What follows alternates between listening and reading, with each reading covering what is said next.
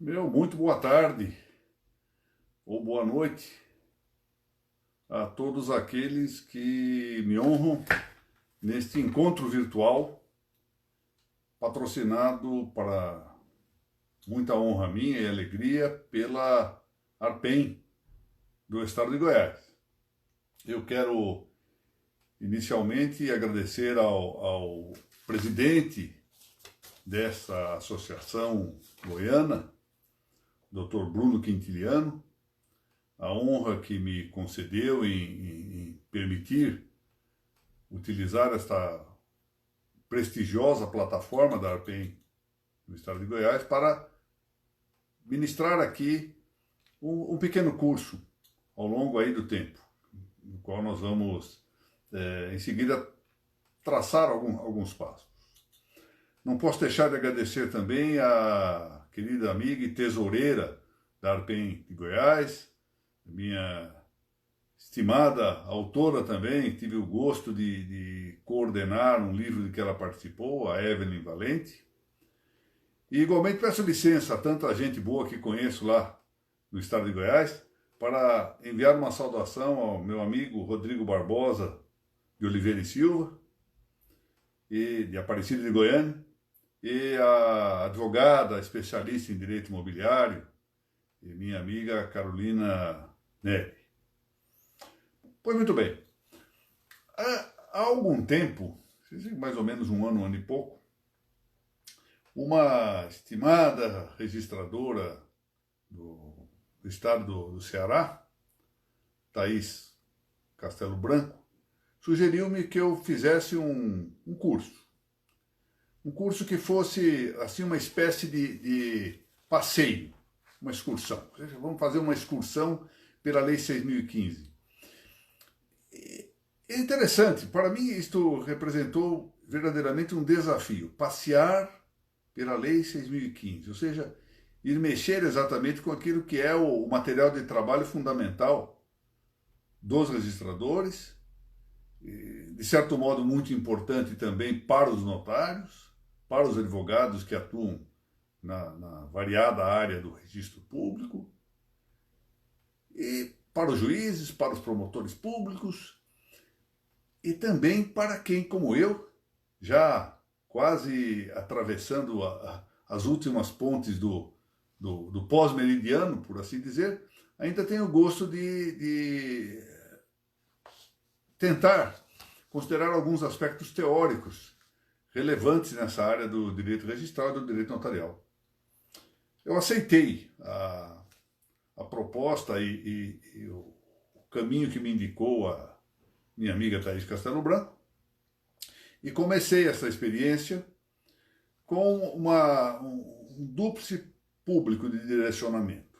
Eu não quero, não quis, e realmente penso que isso está exato, dirigir-me só aos registradores públicos.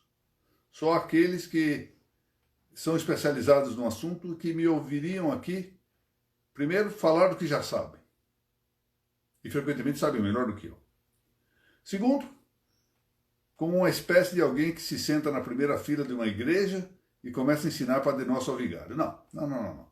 Vamos mudar essa tônica. A minha ideia é tratar deste assunto também, não só, mas também para atrair novos estudantes para o registro.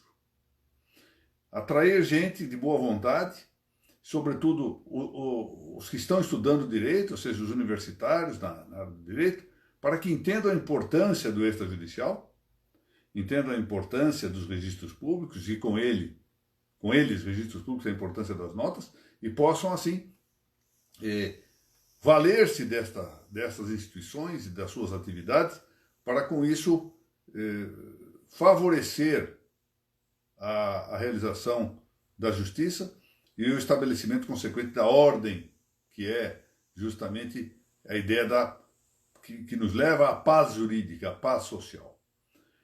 De modo que me parece interessante que nós tenhamos isto presente, porque, em rigor, eu vou fazer aqui uma incursão não muito vertical no plano da teoria dos registros públicos, pretendo tratar desse assunto de maneira tal que também possam os estudantes, os que estão chegando na discussão da lei registral, aprender um pouco, percorrer os caminhos que eu também vou percorrendo, isto é, um caminhar pela Lei 6.015, e tentar, a partir daí, voos próprios, meditações próprias, ou o que seria melhor aqui, excursões próprias. Então vamos ver se temos êxito nisso. De início vamos começar com uma periodicidade um pouco mais alargada, em vista da minha agenda muito pesada, mas eu pretendo ver se mais à frente, sempre contando com a aquiescência da junta diretiva da PEN de Goiás, espaçar menos essas aulas, até para termos maior proveito. E quem sabe preparar alguns textos, alguma documentação que possa servir de apoio a essa nossa caminhada. Muito bem, então vamos lá. Nós vamos tratar, a ideia é tratar artigo por artigo da Lei 6.015. Significa dizer que vamos caminhar ora por passagens mais íngremes, e possivelmente em uma só aula aí de meia hora, 40 minutos, nós não consigamos vencer todo o caminho. Em outros casos, as disposições são mais claras ou menos problemáticas e podemos vencê-las com mais facilidade. Acho que as coisas devem fluir. Um aspecto pedagógico importante é que as aulas se dirijam efetivamente a quem as ouve. Ou seja, importa muito que aqueles que me dão esta honra de estar aqui presente possam tirar proveito do que estou falando. Então, penso que não é um problema de rapidez nas aulas. Vamos deixar a coisa fluir, com uma certa informalidade, alguma informalidade. Uma informalidade, por exemplo, que pode ocorrer daqui a pouquinho. Eu estou com o meu netinho mais novo aqui, eu tenho 3 netos, o mais novinho está aqui comigo. Eu não posso garantir que ele seja, com 10 meses de idade, um admirador do direito registral, e muito menos ficar admirando palestras do avô. Então, a qualquer momento, ele pode gritar, chorar, alguma coisa. Isso fará parte, por assim dizer, do nosso ambiente, desse ambiente excepcional em que nos encontramos nestes tempos. Muito bem. Vamos então caminhar pela Lei 6.015, com a lentidão que Deus nos permitir. A partida, esta lei vem designada, não é? É a Lei 6.015, de 31 de dezembro de 1973. Se forem olhar os códigos que tenham em mãos, vão verificar que isso está tudo lá em letra maiúscula. As letras se encontram, pois, com esta forma, todas em maiúscula. Lei número 6.015, de 31 de dezembro de 1973. Por que é assim? Porque isso é o que se chama de epígrafe da lei. A epígrafe é a indicação do seu número, da sua data, com que nós podemos, a partir de determinada necessidade, citar a lei. Há várias formas, né? Podemos citar, normalmente, Lei 6.015/1973, Lei 6.015 de 31 de dezembro de 1973, por extenso, Lei 6.015 de 1973, Lei 6.015 de 31 de 12 de 73, ou como eu costumo citar a maneira portuguesa, Lei 6.015/1973 e coloco entre parênteses de 31 de dezembro. Em todo caso, isso é uma epígrafe. E como é que nós descobrimos essas indicações? Nós temos no Brasil uma lei, a Lei Complementar Brasileira 95, de 26 de fevereiro de 1998. É uma lei que trata exatamente da elaboração ou do processo legístico, como se elaboram leis. Se chama Lei sobre a Elaboração de Lei, é uma lei sobre legística. De maneira que é aí que encontramos a indicação do que é uma epígrafe, que é esse título principal identificador da lei.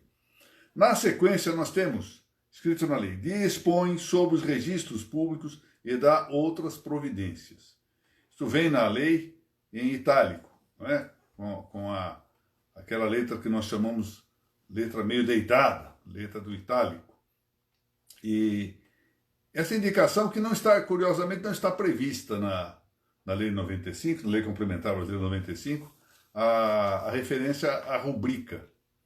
ou também chamada de ementa. Ementa a lei fala, mas não deixa claro. Essas rubricas ou ementas, no caso do Brasil, quase sempre são iniciais, são as primeiras, diz, como é o nosso caso, né? Lei 6.015, em seguida vem a rubrica ou ementa, dispõe sobre os registros públicos e dá outras providências. Há ainda as intercorrentes, não é? Indicação de nomes de títulos, de seção, de capítulos. Mas em algumas leis ao longo do mundo, nós temos vários tipos de ordenação jurídica, em várias partes, até do ponto de vista formal, nós vamos encontrar as chamadas rubricas laterais. Ao lado da norma jurídica, vem uma indicação, às vezes de seu título, às vezes uma indicação de remissão, ou seja, ela é remissiva, remete a um outro artigo, a um outro dispositivo. Isso é muito interessante. É tão interessante que nós costumamos fazer isso nos nossos códigos, não é? É comum que nos textos, sobretudo dos alunos nas faculdades, até para facilitar, antigamente era assim, não é? Não sei se ainda é, suspeito que não, para facilitar a fraude ou cola, marcava-se do lado do artigo alguma referenciazinha, não é? Essas coisas são chamadas também de rubricas ou ementas. Muito bem. O artigo 1º, que eu vou começar a ler aqui, dispõe o seguinte. Bom, ele está primeiro num título, que é o título 1º, cuja rubrica ou ementa é das disposições gerais. Nas leis, quando nós encontramos essa indicação disposições gerais, nós estamos tratando de uma de duas coisas, às vezes das duas. As disposições gerais quase sempre são referências a princípios gerais que se aplicam a todas as espécies normativas constantes da lei. Outras vezes é só uma parte geral que se aplica, já não ao modo de princípio, mas muitas vezes ao modo de preceito, para atender também as espécies. Eu me lembro aqui de um caso interessante que mostra bem o que é um preceito de parte geral aplicável a um preceito de parte específica. Eu, durante muitos anos, fui professor de Direito Penal. Eu estava no Tribunal da Sala Criminal e lecionava Direito Penal, gostava de lecionar Direito Penal, e gostava, sobretudo, para as classes que se iniciavam no Direito Penal. Justamente a parte geral do Direito Penal que eu gostava de lecionar. E lá, com 2 ou 3 dias de aula, um aluno levantou a mão. Sempre há aluno que está começando, né? Nós começamos alguma vez na vida, temos que ter paciência com isso.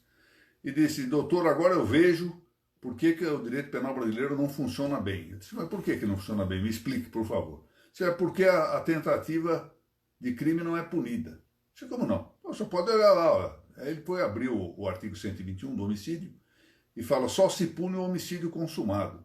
Eu disse: mas dá uma olhadinha lá no artigo 14 da parte geral. Aí, vai lá na parte geral e encontra. Coitado, eu acho que respondi um pouco rude demais. Eu não tive essa intenção, mas sem a cortesia inicial, de dizer: olha, interessante a sua pergunta e tal, porque ele não apareceu mais na sala de aula. Acho que os alunos o ridicularizaram. E o que aconteceu? Não viu que havia uma parte geral, e como toda parte genérica, como é gênero, vai, de algum modo, aplicar-se à parte específica. Então, esta parte de disposições gerais ainda é uma indicação de ementa ou rubrica que faz parte do que se chama de preliminar, parte preliminar das leis. Existe uma parte preliminar, a parte normativa propriamente dita, que é a que nós vamos comentar adiante, e a parte das disposições finais ou transitórias. Em seguida vem o capítulo 1º das atribuições. Aqui, o conceito de atribuição está proximamente ligado à ideia de competência. Quando eu era ainda estudante, não se confundia a palavra competência com a palavra atribuição. Não, era impraticável imaginar que se confundisse. A competência era algo só do poder jurisdicional, nem sequer só do poder judicial, porque o poder judicial pode ser também administrativo. Por exemplo, os juízes que exercitam as funções de corregedoria permanente. Em São Paulo se fala juiz corregedor permanente, em alguns estados se fala em juiz diretor do fórum, mas como quer que seja, ele exerce função disciplinar. Então, propriamente, na linguagem anterior, Não se falava que ele tinha competência disciplinar, ele tinha atribuição disciplinar. Competência era algo só para referir medida de jurisdição, mensuração jurisdicional, era só isso. Só tinha competência o juiz no contencioso, no jurisdicional. Quando muitos falavam em competência de jurisdição voluntária, mas competência administrativa não. Com o tempo isso mudou. Eu anotei aqui algumas referências recentes indicando esta tendência. Um autor português de grande valor chamado Paulo Otero, talvez hoje, a meu ver, não sei se eu tenho alguma autoridade sequer mínima para dizer isso, mas tenho esta opinião ao menos, é o maior administrativista português hoje, que se chama Paulo Otero, de Lisboa. Ele diz isso: atribuição é o mesmo que competência administrativa e define fração da capacidade da pessoa coletiva atribuída a cada órgão. Veja, então ele observa que há uma capacidade da pessoa coletiva e que essa capacidade da pessoa coletiva é fracionada e cada pessoa que recebe essa fração tem uma atribuição. Isso é atribuição. Domenico Falcon, que é um autor italiano contemporâneo, diz que a atribuição é algo que se diz competir globalmente a um ente.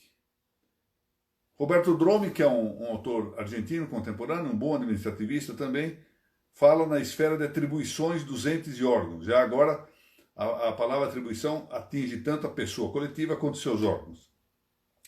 O nosso Eli Lopes Meirelles fala em poder atribuído ao agente da administração. Vejam aqui a referência. A atribuição era algo da administração, diversamente do que é a competência. Mas Seabra Fagundes já vai adiante dizer que viola a competência administrativa exceder o agente, abro aspas, o âmbito das atribuições que a lei lhe designa. E vai aí afora a ideia da competência administrativa confundida com o conceito de atribuição. Hoje se fala até mesmo em jurisdição do Detran, jurisdição do Departamento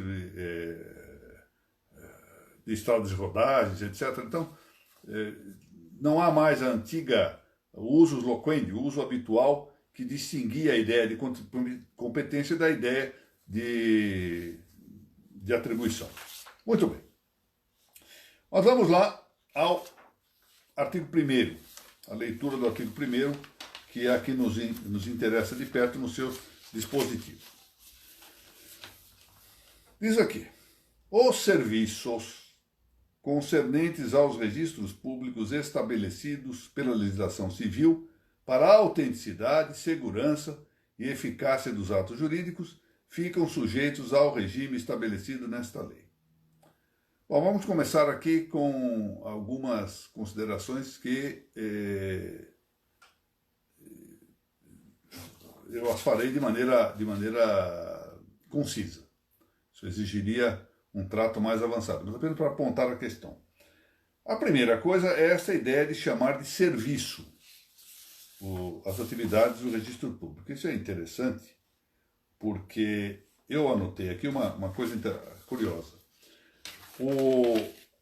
O decreto 4.857, o regulamento de 1939, que foi a lei anterior à vigente sobre registros públicos, que vigorou até 31 de dezembro de 1975, porque a nossa lei 6.015 é de 73, mas passou a vigorar dia 1º de janeiro de 76. Esse antigo regulamento, chamado Regulamento de 39, que é o Regulamento dos Registros Públicos, já adotara, é verdade, essa ideia de serviços para referir-se aos registros.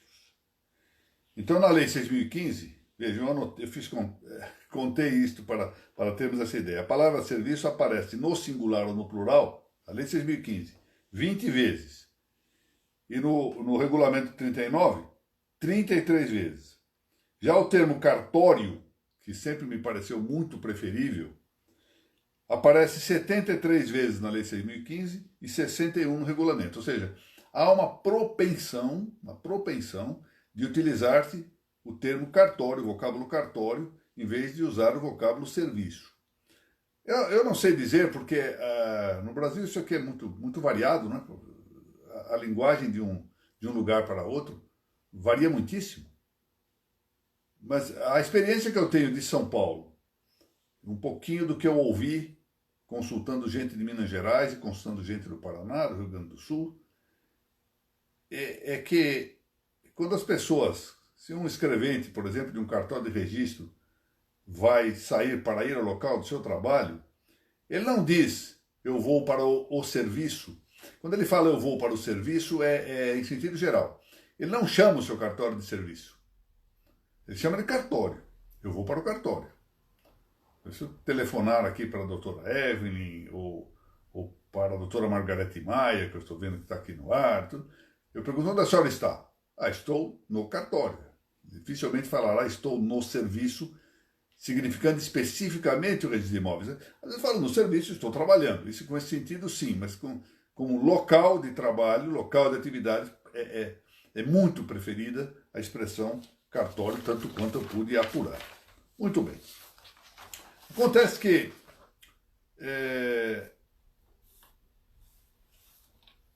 o regulamento de 1924, o regulamento 4.827, que foi um regulamento anterior ao regulamento de 39, então nós tivemos 3 conjuntos normativos para tratar dos registros públicos no Brasil. O regulamento 4827 de 1924, dia 7 de março, depois o regulamento de 1939, depois a lei 6.015. O regulamento de 1924 nunca se havia utilizado a palavra serviço, nunca utilizou isso. E 4 vezes mencionou a palavra cartório. Então, a palavra serviço começou a ser utilizada pelo regulamento de 39 para referir-se aos registros.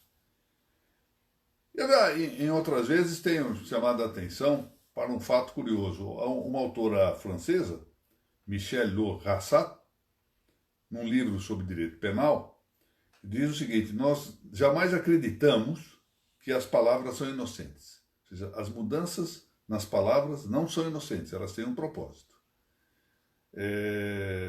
E sua mudança, frequentemente, é para captar uma alteração da realidade, ou, mas isso é mais sério, quando deseja contaminar, manipular, alterar essa realidade. Ou seja, provocar muitas vezes uma desordem, ou, quando caso, uma ordem nas coisas. Há um jeu d'esprit entre os franceses, muito conhecido, no sentido, porque isso é intraduzível no vernáculo, intraduzível para o português, porque se apoia na homofonia que há entre as palavras, entre os termos palavras e males em francês. Ambas se falam mot.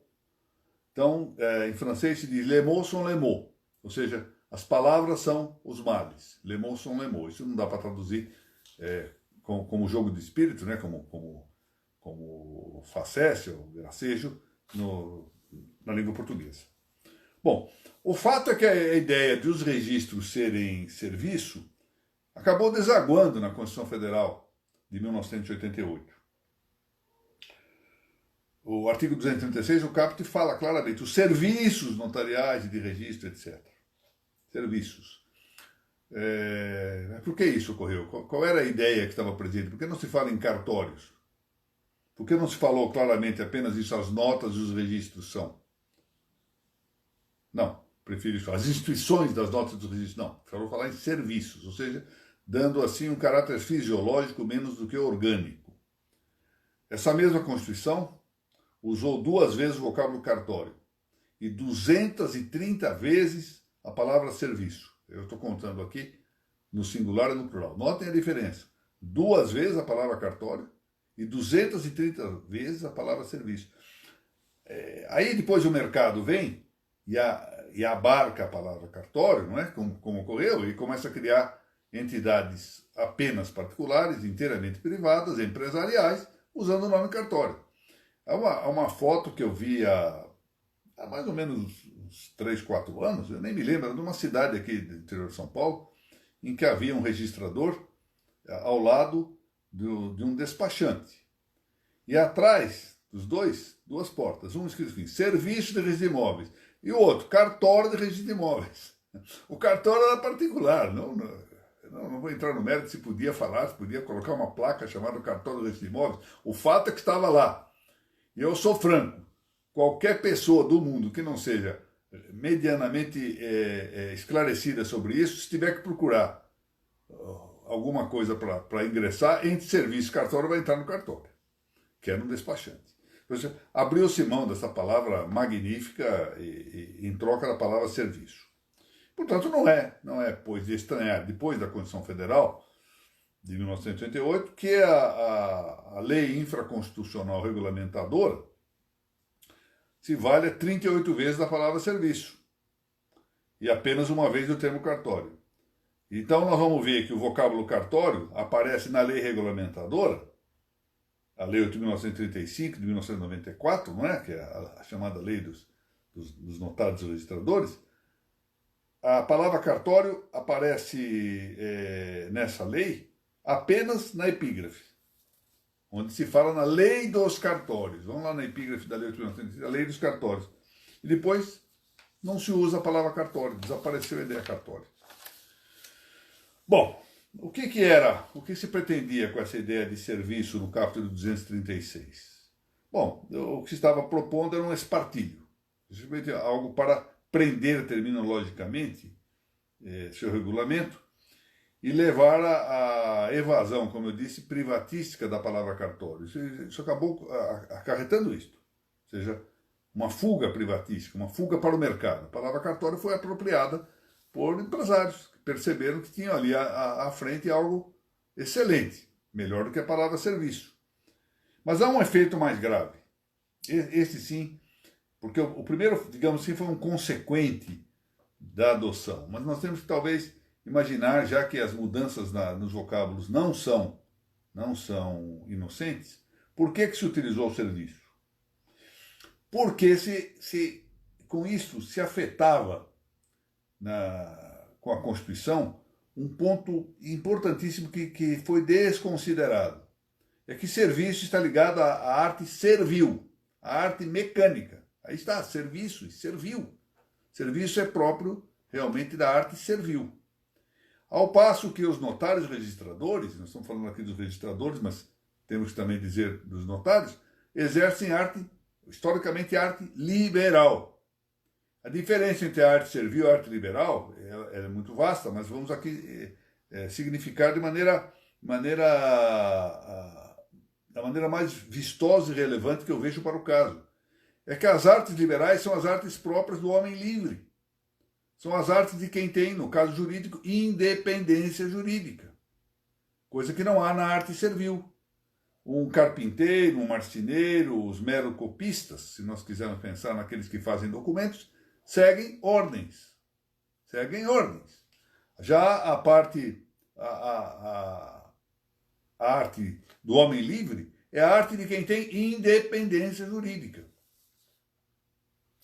Diz aí o meu prezado Fausto Mota que é servir ao público, mas melhor serve ao público quem é livre e exerce uma arte jurídica com liberdade do que quem não é livre, que deve exercer arte servil. Portanto, não está bem esta indicação. Melhor era manter o nome anterior, mas enfim, temos aqui uma Constituição, né? Que capenga, etc., com várias mudanças, mas que ainda segue a existir. Muito bem. São serviços concernentes aos registros públicos estabelecidos pela legislação civil para a autenticidade. Bom, há um tríplice sentido de autenticidade. Vou apenas referi-los. Numa outra ocasião, quem sabe, podemos tratar isso mais a fundo. Autêntico é aquilo que está em conformidade com a lei. Esse é o primeiro sentido, o primeiro modo com que se fala de uma coisa autêntica. Autêntico é o que está de acordo com a lei. Num segundo sentido, autêntico é o que está com autoria segura. É a coisa mais utilizada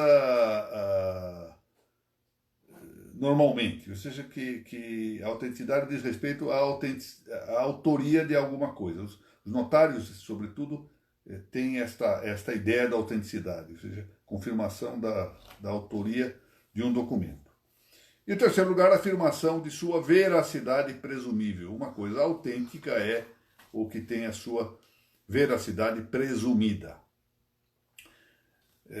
Lembra aqui, estou vendo o meu querido amigo, Dr. Passos, que o regulamento 39 veio sob a férola do nefando Getúlio Vargas. Só que está anotando aqui a origem, uma origem política. Muito bem.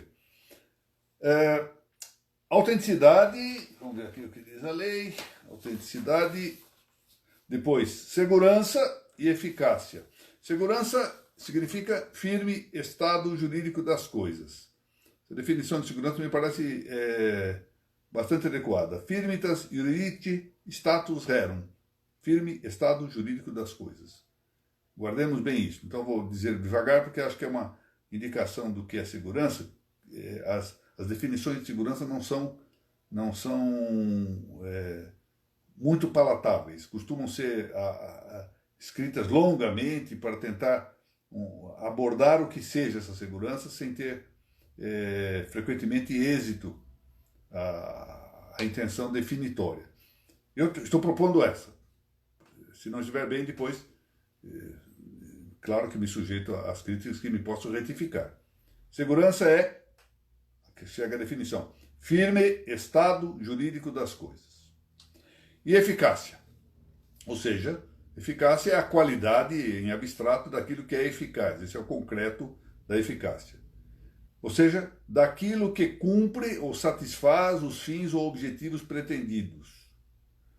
Então nós temos aqui a possibilidade de dividir a eficácia dos registros em eficácia de mera notícia, eficácia provativa ou confirmatória, eficácia declarativa, eficácia construtiva, eficácia saneadora ou eficácia chamada de sanação, e a famosa eficácia prenotante, eficácia prenotativa dos italianos, que foi a fórmula que eu próprio importei para tentar salvar aquela história da perseverança dos efeitos da prenotação ao largo do processo extrajudicial de uso capião.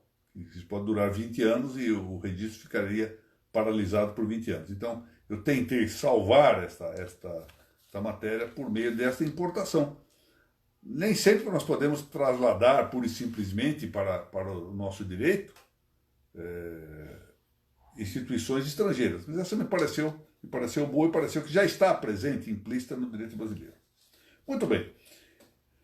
Acontece que a lei, ao tratar do assunto, começa dizendo que são serviços concernentes aos registros públicos, dando a entender que todos os registros públicos estão tratados aqui nesta lei, mas na verdade já no parágrafo 1º deixa claro que tratará a lei do registro civil de pessoas naturais, do registro civil de pessoas jurídicas, do registro civil, do registro de títulos e documentos e do registro de imóveis. E há muitos outros registros. Então nós vamos ver aqui alguns que eu vou referir. O registro público das empresas mercantis e atividades afins. Essa matéria é objeto da Lei 8.934, de 1934, de 18 de novembro de 94, e que não está sujeita à Lei de Registros Públicos. Temos o registro de direitos autorais, que foi objeto da Lei 5.988, de 14 de dezembro de 1973, amplamente derrogada pela Lei 9.610 de 1988, cujo artigo 115, no entanto, dessa Lei 9.610, ressaltou a sobrevivência do artigo 17 da antiga Lei 5.988. E esse artigo 17 trata do registro das obras intelectuais na Biblioteca Nacional, na Escola de Música, na Escola de Belas Artes da Universidade Federal do Rio de Janeiro, no Instituto Nacional do Cinema e no Conselho Federal de Engenharia, Arquitetura e Agronomia. Temos também o registro de minas e jazidas, objeto do Decreto 9.406 de 2018. Registros mais famosos e mais comuns, registro de aeronaves e navios, registro de contratos marítimos, que de algum modo são referidos na Lei 8.935, Registro da propriedade industrial, da Lei 9.279 de 96. Que temos que mencionar, não é possível não mencionar tabelionato de protestos de letras e títulos, porque é duvidoso que realmente se trate de tabelionato no direito brasileiro quando se permite a averbação. O tabelionato de protestos é algo que nós temos que considerar como uma espécie sui generis. Mas, enfim, deixando à margem essa discussão, que como se diz, é para mais de metro, tem que ser anotado. Expansivamente, algumas vezes, quando se fala de registros públicos, também há uma referência a tabelionato de notas. Não é registro, mas é comum que quando se fala em direito registral, muitas vezes se abranja também a instituição notarial. Como também, em outras vezes, o uso loquente da expressão direito notarial ou das notas autoriza a referência aos registros públicos. E isso não está mal historicamente, porque das notas descenderam historicamente os registros públicos. Portanto, há aqui uma relação entre pais e filhos. Lembremos-nos do registro criminal, chamado rol dos culpados, não é? Os juízes, quando ingressam na carreira e sem ter experiência na parte do direito penal, logo vem aquilo como, eu tenho que lançar do desfecho das sentenças condenatórias a expressão: lance-se o nome do condenado no rol dos culpados. O que é esse rol dos culpados? É um registro público relativo aos crimes. Dali para ali depois concorre uma eventual reabilitação, etc. Isso tem sua importância. Registro público de feitos judiciais. Então os advogados sabem muito bem como é isso, não é? Vão ao cartório e lá verificam. Tem um livro. Antigamente era um livrão imenso, as pessoas escreviam à mão. Quando o processo entrava, escrevia ali, era distribuído, passava pelo distribuidor, em que há também um registro desse, e em seguida ia para o cartório judicial ali anotava no registro judicial de feitos. Eu cheguei, quando eu ingressei na carreira, a fazer correição nesses livros antigos. Depois isso passou a ser objeto de datilografia, da datilografia passou para a expedição de papéis que vinham impressos depois de digitação nos meios informáticos, e hoje frequentemente se faz só por meio informático, em muitos lugares sequer há papel sobre isso, mas são formas de registro público de feitos judiciais. Os livros do tombo, não é?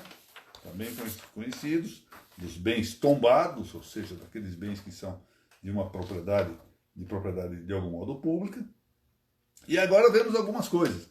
Antigamente, é capaz, até peço essa ajuda aí de todo mundo que está me dando a honra de estar presente aqui nesse nosso encontro, que possam me ajudar a buscar normas sobre isso. Eu ainda era recém-ingresso também não é tão recém-ingresso, uns 10 anos de magistratura, quando eu estava lá já na vara de registros públicos e na Corregedoria Geral. Certa vez o meu grande amigo, esse grande estudioso e juiz dos registros públicos, que foi o saudoso Gilberto Valente da Silva, contou-me do chamado registro de animais bravios. E aí disse-me que ele teve um caso no interior em que envolvia um problema de um leão, de um circo, que tinha que estar registrado em algum lugar. Eu confesso que nunca achei um registro público geral de animais bravios. Entretanto, achei duas referências. Uma lei recentíssima do Estado do Rio Grande do Sul. É a Lei 15.363, de 5 de novembro de 2019, que fala do registro de cães bravios, uma lei gaúcha. Confesso francamente que, se nós formos considerar este registro como efetivamente registro público, tenho dúvidas de que se trate efetivamente de algo que possa ser objeto de lei estadual. A doutora Mônica Dalla Vecchia, que é lá tabeliando o Boqueirão, fala do registro no registro de títulos e documentos de pessoas jurídicas. Os cães não são pessoas, pelo menos até agora, e também não são títulos e nem documentos, né? Esse registro se faz prefiro não comentar, Portanto, voltando à lei do Rio Grande do Sul, não sei se à luz da Constituição atual seria possível uma lei de registro público efetivamente. Se nós considerarmos a expressão registro aqui como significativa de cadastro, bom, aí é diferente, nós podemos ter um pouco de, digamos, vamos condescender em que se faça um cadastro de cães bravios, embora nós chamemos de registro. Nós temos visto frequentemente, até em decisões, chamar o cadastro de trânsito como registro público. Temos visto falar dos arquivamentos nas juntas comerciais como registro público. Um pouco extensivo isto, mas enfim. E talvez seja esse o motivo, seja dessa possível inconstitucionalidade, porque falta competência legislativa para os Estados membros e para o Distrito Federal expedirem normas de registro. Talvez seja esse o motivo pelo qual uma lei no Rio de Janeiro, a Lei 4.808 de 2006, dia 4 de julho, teve vetados os seus artigos 2º a 8º. E o que eram esses artigos 2º a 8º? Eram dispositivos que tratavam do registro público de cães e gatos. Portanto, o que eu quero aqui chamar a atenção é que esse artigo 1º da nossa Lei de Registros Públicos estão, de fato, muito longe de exaurir os registros públicos existentes, mas que nós temos que ter também uma certa cautela com essa expressão registro público, que muitas vezes abrange situações de meros cadastros administrativos, os chamados, mal designados, registros administrativos. Nada tem com os registros públicos, porque não visam a autenticidade, segurança e eficácia de atos jurídicos. Visam quase sempre ao alistamento de dados de interesse da administração pública. O que nós temos hoje, né, quando se remetem informações do registro civil para o CIRC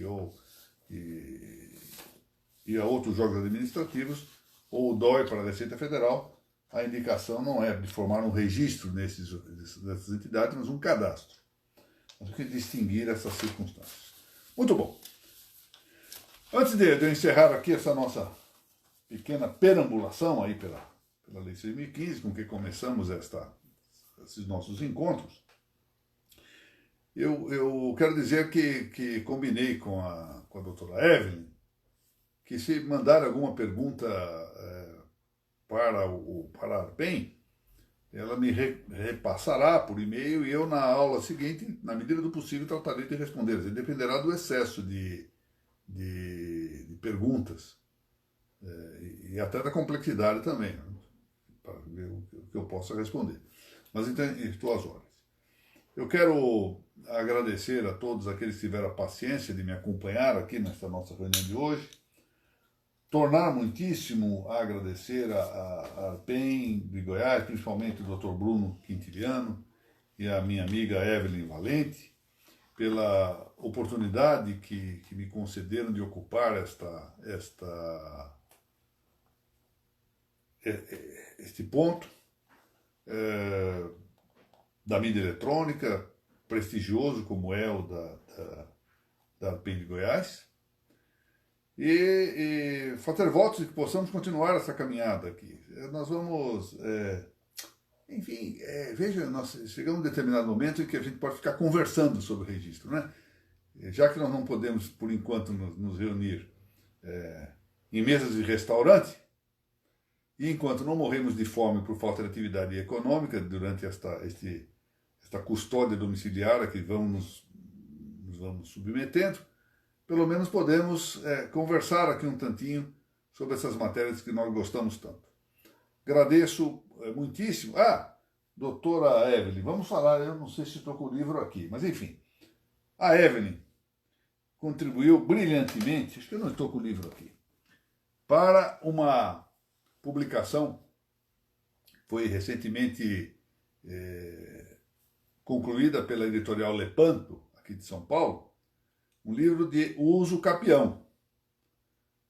Uma pesquisa que a Evelyn e mais 15 grandes estudiosos dos registros fizeram sobre a jurisprudência da uso capião, tanto administrativa quanto a jurisdicional, pretoriana, portanto, administrativa e jurisdicional, do Brasil inteiro. Ora, tiveram mais sucesso em alguns casos, em outros menos sucesso, mas o fato é que se publicou um livro que me pareceu muito excelente para pesquisa, especialmente no momento em que a usucapião é passada para a atividade dos notários e, sobretudo, dos registradores. Eu, então, faço votos de que esta obra tenha um merecido sucesso de divulgação e que possa ser o prenúncio de novas obras, com gente jovem, como a doutora Evelyn e outros que participaram desse grupo formidável de bons pesquisadores. E me dão muita honra de eu ter podido coordenar esta obra, que foi prefaciada pelo desembargador Fábio Dalla Vecchia do Rio Grande do Sul, que tem um pequeno prólogo meu, que é uma introdução teórica acerca do tema da usucapião e do processo extrajudicial da usucapião. Pois bem, muito obrigado a todos. Existe um tempo aqui, né? Eu preciso ficar atento para isso, porque o Instagram tem um tempo de publicação. Muito obrigado pela paciência de todos e eu fico realmente muito feliz com o grupo que aqui se reuniu. E mais à frente vamos ver quando vamos fazer mais vezes essas reuniões, ou seja, vamos torná-las mais estreitas em periodicidade. Muito bem, muito obrigado.